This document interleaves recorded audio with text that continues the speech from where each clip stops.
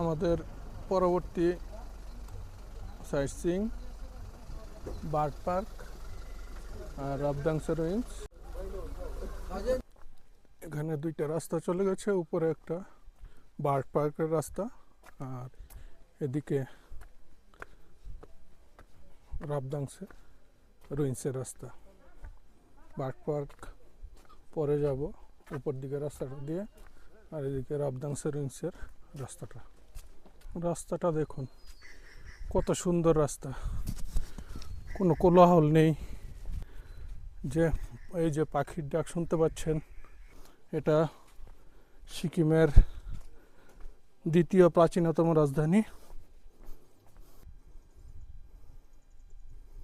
এই হলো সেই রাজধানী। এখন শুধু ভগ্নাংশটা সিকিম সরকার রিনোভেশন করেছে। এখান থেকে পরিষ্কার দিনে আপনারা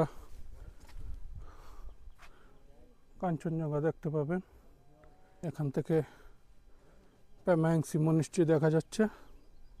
আমি একটু জুম করছি। এই যে প্যামাংসি মনিস্ট্রি, এই যে জায়গাটা, এটা মহারাজ মহারানীর বিছানা ছিল। এত সুন্দর জায়গায় এই রাজপ্রাসাদটা বানিয়েছে না, সামনে কাঞ্চনজঙ্ঘার যে প্রাকৃতিক দৃশ্য।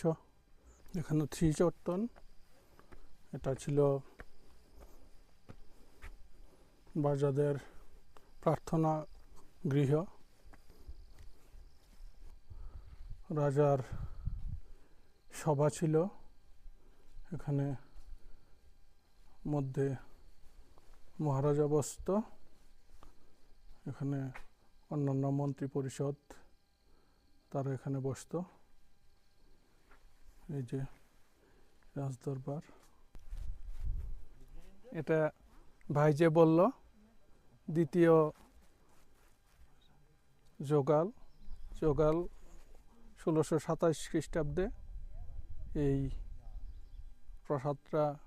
রাজপ্রাসাদটা নির্মাণ করেছিল।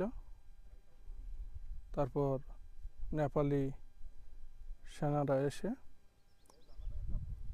এটা 1700 শতাব্দীতে ধ্বংস করে দেয়। তখন থেকেই ধ্বংসস্তূপ। মনে হচ্ছে যেন ওই যুগে আমরা হারিয়ে গেছি এখানে এসে।